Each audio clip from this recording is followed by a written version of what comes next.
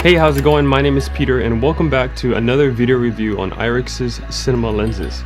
Now in the last video we talked about their widest lens, the 11mm t4.3, but in this video we'll be discussing their next focal length, the 15mm t2.6. Now 11 and 15mm seems a bit too close of a focal length, and you might wonder why they did this, but I believe it is because they already had these specific focal lengths for their photo lenses, and it was probably just an easier transition to switch them over to a more cinema style lens. Now I'll be testing this lens on my red Komodo, and considering the 1.3 crop factor of the Komodo, this essentially becomes a 20mm full frame equivalent.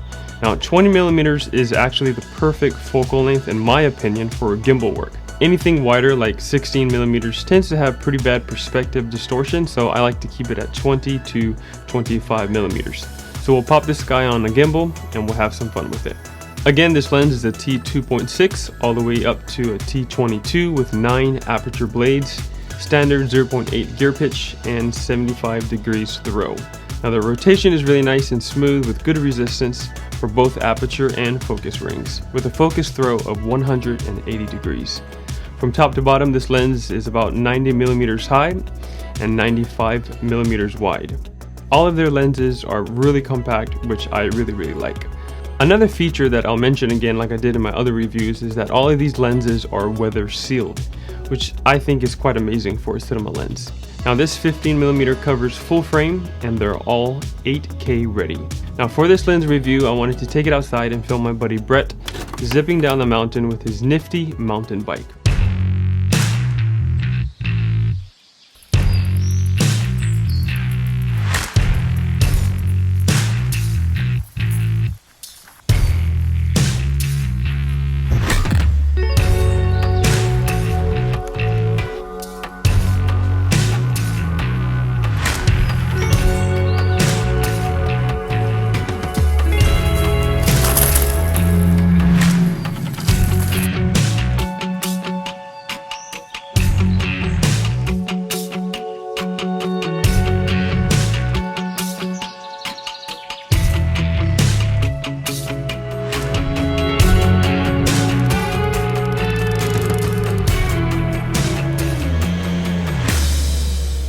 If you need to capture, say, the beauty of a landscape or say some, amazing big home, this lens again is perfect for you.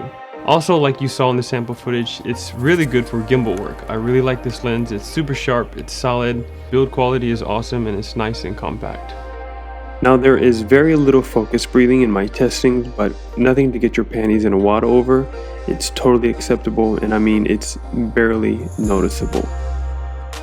Wide open at t2.6, the bokeh in the middle are very nice and round. The corners show a little oval shape wide open, but stopping down at say 5.6, they start to circle up really nicely. One really nice thing I like about this lens is the flare and the artifacts that it produces. Ghosting on the sides are controlled with nice little green tinted spheres in the middle. And personally, I really like the rainbow ring that flares in and out.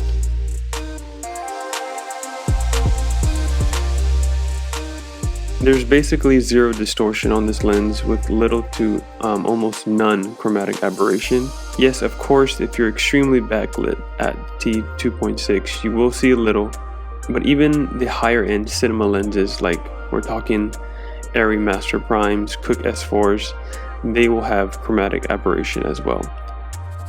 But as you close the aperture down, this will disappear. Lastly, this lens is very sharp from corner to corner with no vignetting.